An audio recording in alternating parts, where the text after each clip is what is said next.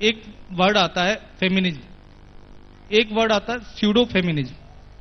बरखा त्रियान, pseudo feminism क्या है?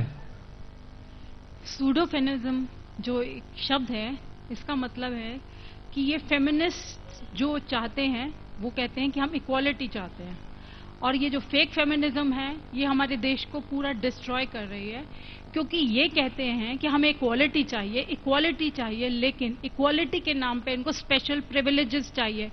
इन्हें अपने किसी भी कर्तव्य का पालन करते वक्त बहुत दुख होता है, और जब ये अपनी रिस्पॉन्सिबिलिटीज को ठीक तरीके से नहीं परफॉर्म कर पाते तब ये इसका सहारा लेते हैं इक्वालिटी का, और इक्वालिटी के लिए लॉज के लिए डिमांड करते हैं, मेट्रो में और डब्बों की डिमांड करते हैं, रेलगाड़ियों में आरक्षण मांगते हैं, स्टूडेंट्स जो है फीमेल वो और भी कई तरीके के आरक्षण मांगते हैं, जबकि हमारे देश में 49 लॉज ऑलरेडी हैं विमेन के लिए, और डिमांड हो रही है और लॉज बनाने की बात चल रही है, मराइटल लॉ जैसा एक लॉ और बनाने की डिमांड आई है।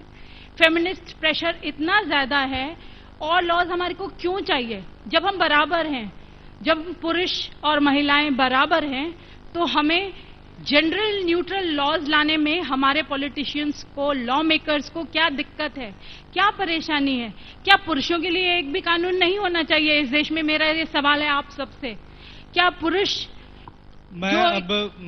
आखिरी में मैं एक बात कहना चाहूंगी कि ये जो डेटा अभी हम लोग शेयर कर रहे थे, 48,000 महिलाएं जेल में गई थी 498 के लिए, इतनी कभी अंग्रेजों के जमाने में नहीं गई थी, तो ये कहां का वुमेन एम्पावरमेंट है? और दूसरी बात ये कहूंगी, मोदी जी जो बेटी बचाओ बेटी पढ़ाओ का बता रही थी अभी मैडम कि वो करते हैं, क्यों करते हैं, लेकिन इस टाइम तो ये है कि जो इतने 1 लाख पुरुष मर रहे हैं तो बेटा बचाने की जरूरत है। बेटियां तो बची हुई हैं, सारी बेटियां बची हुई हैं, और अगर बेटों को नहीं बचाएंगे तो उन बेटियों से शादी कौन करेगा, ये भी देखना है। संस्कृति की बात कर रहे थे हम, उसके बारे में भी सोचना है कि हमारी फैमिली वैल्यूज कैसे इनकलकेट करें इन बेटियों में, कि फर्जी मुकदमे ना दायर करें, और हम बेटियों को भी एजुकेट करें और बेटों को भी एजुकेट करें।